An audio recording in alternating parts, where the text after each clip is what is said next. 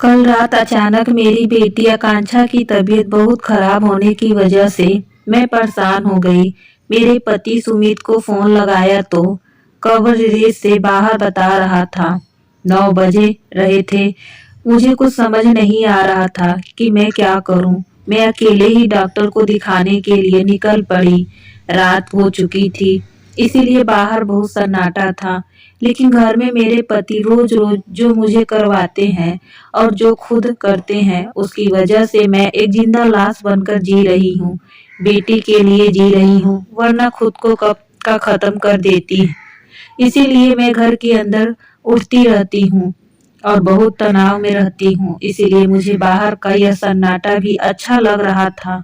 यह रात बहुत खा रही थी, चारों ओर फैली उदासी और मैं रोमांस के अलावा और कुछ था। वह मेरी बेटी आकांक्षा की बीमारी के लिए चिंता और मेरे तेज चलते कदमों की आहट। डॉक्टर के केबिन से बाहर आते ही मैंने राहत की सांस ली। डॉक्टर ने कहा कि आकांक्षा को वायरल था। घबराने वाली बात नहीं थी। अंधेरा गहरा हो गया था, दिल की धड़कनें तेज हो रही थी। अपने आप पर गुस्सा भी आ रहा था। आकांक्षा की बीमारी ने मेरा दिल दिमाग सन्न कर दिया था। बगैर सोचे रात को निकल पड़ी थी। सुमित बहुत गुस्सा करेंगे। उनका गुस्सा याद आते ही मेरे शरीर में डर से कंपन पैदा हो गई। सुमित जब गुस्सा करते हैं तो उन्हें कुछ भी तो समझ में नहीं आता है। अक्सर तो हाथ भी उठा देते हैं। मेरी खुददारी सिर्फ मेरे पास थी, इससे सुमित को कुछ लेना देना नहीं था। उन्हें तो अपने पुरुष बल पर बहुत ही घमंड है। कभी कभी सोचती हूँ कि मेरे माँ बाप ने मुझे पढ़ाया ही क्यों, अनपढ़ ही रहती तो ज्यादा अच्छा था। तभी मोबाइल रिंग ने मुझे चौंका दिया। सुमित का नंबर देख मैं सहम गई। कहाँ हो तुम? घर आया तो दरवाजे पर ताला लगा है। घबरा गया। सुमित का घबराए सुन मेरा डर और बढ़ गया। मैंने काफी आवाज में जवाब दिया, आकांक्षा की तबीयत बहुत ज्यादा खराब हो गई थी। तुम्हारा मोबाइल कवरेज एरिया से बाहर बता रहा था। पड़ोसी के घर चाबी है, ले लेना। तुम वहीं रहो, मैं थोड़ी देर में आता हूँ। सुमित ने फोन काट दिया। मेरे बेचैन मन को शांति मिली। फोन काटने के बाद जैसे ही नजर उठी कि मुझे बरसों पुरानी मेरी एक दोस्त दिखाई दी। हम एक दूसरे को कुछ देर देखते रह गए। बात करने की पहल उसी ने की। व्हाट्स सरप्राइज संजना, तुम मुझे यहाँ ऐसे मिलोगी, मैं भी सोच नहीं सकती थी। मैंने मुस्कुराते हुए हल्के से उसका हाथ दबा दिया। बरसों पहले जब हम जुदा हुए थे तो छोटी सी बात पर हम दोनों के बीच रही थी। बरसों की दूरी ने उस दरार को भर दिया था। हम साहस थे और मुझे पूरा अपनी सहजता पर विश्वास में भी हो रहा था। हालांकि मुझे उसे देखकर खास खुशी नहीं हुई। यह प्रत्याशित मुलाकात मेरे अकेलेपन की समस्या से छुटकारा दिला देगी। यह सोचकर मेरा मन संतोष से भर गया। वह मेरे पास आ गई, मेरा हाथ पकड़कर पास की बेंच पर बैठ गई तो मुझे भी बैठना पड़ा। उसने मेरी बच्ची को मेरी गोद से अपनी गोद में ले लिया। मैंने उसका चेहरा गौर से देखा था कि वह परेशान लग रही थी। मुझे परसों पुरानी बात याद आ गई, जब वह मुझे अपनी दुखड़ा सुनाया करती थी और मैं अब जाया करती थी। हर वह समय अपने प्रेमी के बारे में बताया किया करती थी और बातें करके हल्का कर देती थी, पर मैं और भारी हो जाती थी। मैं वह याद बातों पर अपना समय खराब नहीं करनी चाहती थी। इसीलिए उस समय यह बात के दिनों में मेरा कोई प्रेमी नहीं हुआ। कहाँ खो गई संजना? उसके लफ्ज आवाज ने मुझे भूत से वर्तमान में ले आया। पूनम, तुम अपने बारे में बताओ। इतने साल बाद मिली हो, तुम जिससे प्यार करती थी उसी से तुम्हारी शादी हुई या किसी और से? कितना प्यार करती थी ना तुम मुझे, तुम्हारी हर एक बात में सिर्फ उसी का जिक्र होता था। वह बोली, मैं उसे अभी तक नहीं भूल पाई, आखिरी तक नहीं भूल पाऊंगी। शायद भूलना चाहे तब भी नहीं भूल सकती। जानती हो संजना, उस दिन मैं उसको भूल जाऊंगी, उस दिन मैं मर जाऊंगी। उसने मेरे साथ विश्वासघात किया है। मुझे धोखा दिया है, प्यार मुझसे किया और शादी किसी और से। मैं उसे कभी माफ नहीं करूंगी। मैं मरते दम तक उसे कोसती रहूंगी। वह जहाँ है, जैसे भी है, कभी खुश नहीं रहेगा। मेरी जिंदगी बर्बाद करने वाला कभी आम आवाज नहीं रहेगा। मेरे अंदर एक आग हमेशा जलती रहती है, जिसे मैं कभी बुझने नहीं दूंगी, क्योंकि मैं ऐसा आस के सहारे अभी तक जिंदा हूँ। मैं अब किसी आदमी पर भरोसा नहीं कर पाती। वह मेरा विश्वास इस कदर तोड़ गया है। मेरे शरीर के एक एक हिस्से पर उसके स्पर्श के निशान हैं। उसने मुझे निचोड़ दिया है। मेरे अंदर सब कुछ भी नहीं बचा है कि मैं अब किसी दूसरे पुरुष से शादी भी कर सकूं। मैं टूट गई हूँ।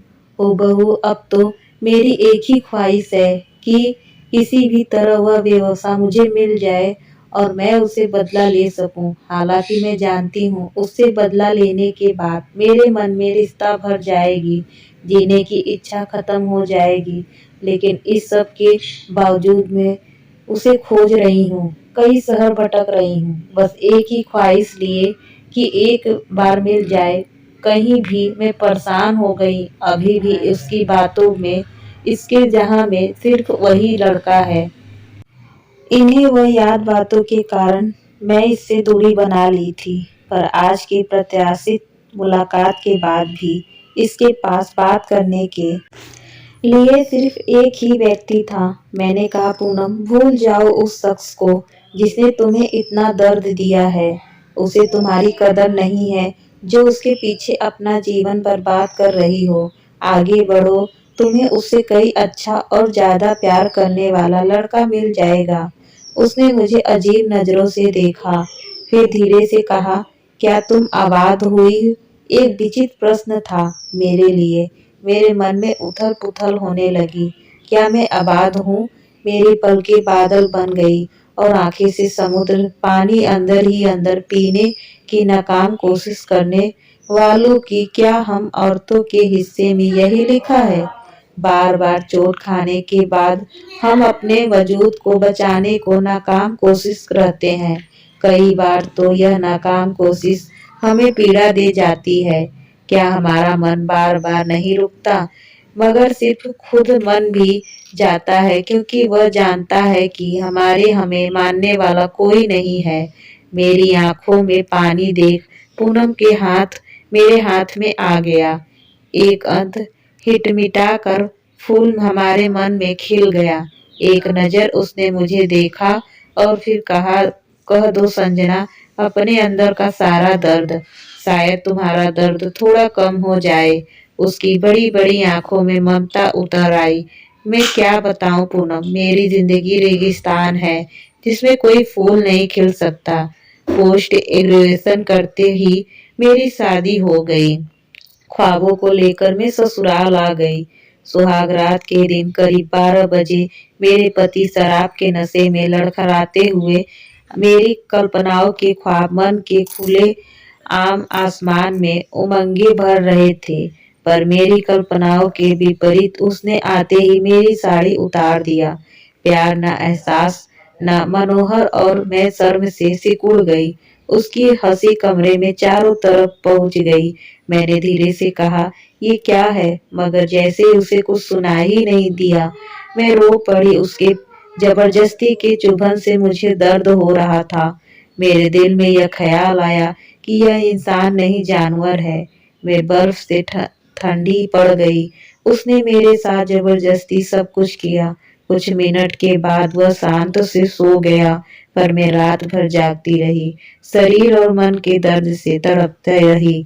मैं बलात्कार की शिकार हो गई थी, और यह एक दिन के बाद नहीं है, क्योंकि हर रात वह मेरा बलात्कार करता है। इससे बचने का कोई उपाय हमारे समाज के पास नहीं है। मेरा पति अब हर रात मेरा बलात्कार करता है और मेरी कुछ नहीं कर सकती, कुछ ना कर सकते की पीड़ा मेरे अंदर आग जलती रहती है। घर है राजमहल जैसा, सारे सुख सुविधा, पर मुझे इन सुख सुविधाओं से कोई मतलब नहीं। मैं एक भटकती आत्मा की तरह दिन भर भटकती रहती हूँ। मेरे सपने तिरोहित हो गए हैं। पढ़ लिख कर अनपढ़ से भी पत्थर जिंदगी। अकेलापन काटने के लिए कई नुस्खे आजमाए, पर कुंठा और हताश मेरे अंदर निराशी भर गई। मेरा दर्द आंसुओं के रूप में बहने लगा। मैं एक लंबी सांस लेकर चुप हो गई। तो संजना, तुम कितना सहन करती हो? शायद सारे मर्द ऐसे होते हैं। जहाँ भी मर्द को मौका मिला औरतों के शरीर को नापने लगता है, कभी हाथों से तो कभी आंखों से। इसीलिए मुझे सख्त नफरत है मर्द जात से। अभी कुछ पूनम कुछ और कहना चाह रही थी कि गाड़ी की आवाज से मैं कांप गई। पति की गाड़ी का हॉर्न मेरे दिल और दिमाग पर छाया रहता है। मैंने हल्के से पूनम का हाथ दबा दिया। स्पर्श की अपनी भाषा होती है। शायद पूनम समझ गई और गाड़ी की आवाज सुनकर उधर वह चुप हो गई। सुमित को देखते ही अचानक पूनम की सांसें तेज हो गई और वह जोर से चिल्ला पड़ी, यही तो है वो बेवफा जिसने मेरी जिंदगी बर्बाद कर दी। तुम्हारी शादी इससे हुई है? तभी तो यह जानवर है। नहीं नहीं, यह जानवर नहीं, यह तो राक्षस है। औरतों के शरीर से खेलने की आदत हो गई इसे। मैं इसी को तो कोस रही थी।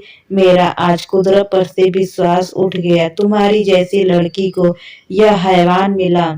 अचानक सुमित ने मेरा हाथ पकड़ खींचते हुए गाड़ी में बैठा दिया। गाड़ी जल्दी में अंदर से खोखरी हो गई थी। अब मुझे अपनी इस दोस्त से ईर्ष्या होने लगी। कम से कम उसके पास याद करने के लिए बेवफाई का अनुभव तो है, और मेरे पास क्या है? एक दलदल जिसमें मैं फंसी जा रही थी, जहां से निकलने का कोई रास्ता नहीं था। मेरा मन कहीं और, मेरा शरीर कहीं और था, और इस शरीर के अंदर चलते जा रहे थे इस विशाल मकान में, जहां मैं रोज रात अपने शरीर का शोर सुनती रहती हूँ। अगर मेरी कहानी आपको अच्छी लगी हो तो प्लीज इसे लाइक और शेयर करें और मेरे चैनल को सब्सक्राइब करें और मुझे मोटिवेट करें। मैं भी अच्छी कहानियां के साथ आपके पास वापस आऊंगी और आपको एंटरटेन करूंगी। थैंक यू, धन्यवाद।